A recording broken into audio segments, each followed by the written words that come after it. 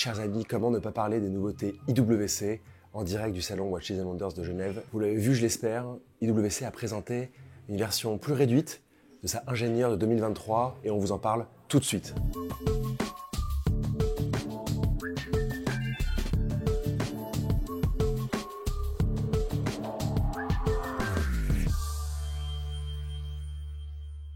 Souvenez-vous, en 2023, c'était le grand lancement de Watches & Wonders.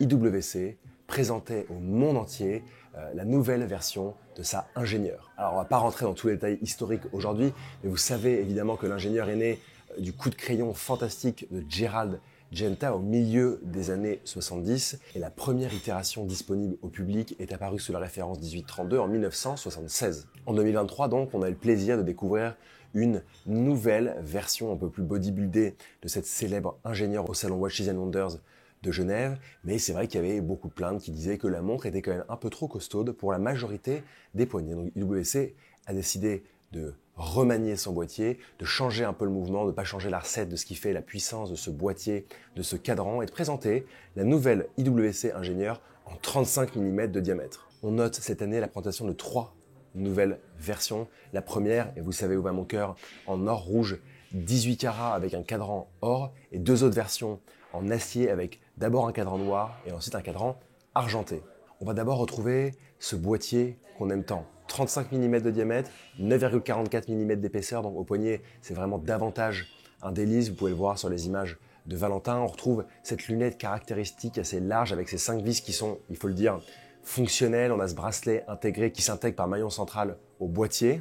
Surtout on aime les alternances de finition sur cette lunette que j'aime tant. Vous avez une finition satinée, les arêtes ont été polies, c'est un peu ce qu'on retrouve sur le bracelet par rapport au maillon que l'on peut voir et sur les arêtes qui ont été également polies, ce qui donne quand même un côté très qualitatif, un côté très pensé, très travaillé, qu'on apprécie beaucoup sur ces plus petites montres maintenant. Moi le cadran on l'adore parce qu'il a vraiment cette espèce de motif qui nous fait songer au sport. Alors personnellement ça me fait penser au sport automobile, vous savez, ces grilles d'aluminium composées de petites lignes et de petits carrés. On retrouve une date à 3 heures et tous les beaux détails d'une marque comme IWC, à savoir notamment de beaux index en applique. À l'intérieur de ces nouvelles IWC Ingénieur 35, on ne trouve pas le calibre 3211 de 2023 qui livrait quand même la très très belle réserve de marche de 120 heures, mais ici on va retrouver le calibre 4710 mécanique à remontage automatique, un calibre très simple, nouvellement présenté chez IWC avec une réserve de marche de 42 heures et surtout qui a le plaisir de s'intégrer à merveille dans ce boîtier de 35 mm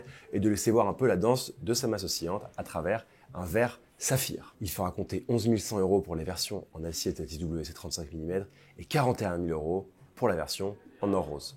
Cette année, nous avons le plaisir de voir des complications qui s'intègrent à ce boîtier IWC ingénieur qu'on découvrait en 2023. Première complication dont je vais vous parler, il s'agit du calendrier perpétuel. Un calendrier perpétuel qui doit s'intégrer dans un boîtier en 41 mm de diamètre. Ce que j'aime beaucoup avec ce calendrier perpétuel, c'est que d'un côté, vous avez l'héritage du travail de Gerald Genta qui, au milieu des années 70, commence à réfléchir au design de ce qui va donner la IWC ingénieure SL. Et de l'autre côté, vous avez la complication de calendrier perpétuel. Et ça, chez IWC, c'est évidemment le travail de Kurt Klaus, un grand horloger qu'on a eu le plaisir de rencontrer plusieurs fois, qui, au milieu des années 80, pour la collection Da Vinci, va présenter un calendrier perpétuel où on va tout pouvoir régler à la couronne. On n'a plus besoin de ces petits correcteurs infâmes, même si évidemment c'est encore le cas pour la plupart des très très belles montres à calendrier perpétuel. Mais en tout cas, on a vraiment les deux mondes de Kurt Klaus et de Gerald Genta qui se rejoignent. On retrouve du coup tout ce qui nous plaît sur la IWC Ingénieur, évidemment ce plat juste après la lunette, cette lunette satinée, les 5 vis qui, je vous le rappelle, sont fonctionnelles, le protège couronne, le fameux bracelet que l'on connaît pour la IWC Ingénieur et cette alternance de petits carrés et de petites lignes qui nous font songer vraiment à un univers très sportif sur le cadran. On va avoir l'indication du jour à 9 h avec la petite fenêtre pour savoir si on est en année bissextile ou non. On va avoir à 3 h l'affichage de la date, toujours par aiguille.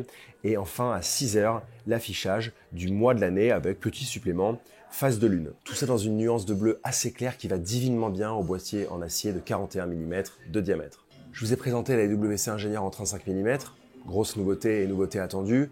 Un calendrier perpétuel 41 mm et maintenant je vais vous présenter la IWC Ingénieur en 42 mm de diamètre dans un très très beau boîtier avec un très très beau bracelet en céramique noire. On va pas vous refaire toute l'histoire de l'IWC Ingénieur. Vous voyez l'idée, le schéma est là, la montre est beaucoup plus furtive, la montre est beaucoup plus noire. On va retrouver encore une fois tout ce cadran gris avec la date à 3 heures. Tout ça est noir aussi ici. On a un boîtier un peu plus grand, 42 mm de diamètre, et on va avoir le calibre 82-110 à l'intérieur, délivrant la réserve de marche de 60 heures. Vous savez évidemment tout le bénéfice quand on a une montre de sport et qu'on lui met de la céramique, c'est de dire que la céramique est vraiment très solide, qu'elle est insensible aux rayures, qu'elle est légèrement plus douce en termes de poids que l'acier, donc c'est quand même assez positif. Après, il faut quand même aimer ce look bien visible, bien puissant et bien affirmé, dans un boîtier quand même de 42 mm, donc assez présent. Voilà pour IWC Ingénieur cette année, les proportions ont été revues et quel plaisir.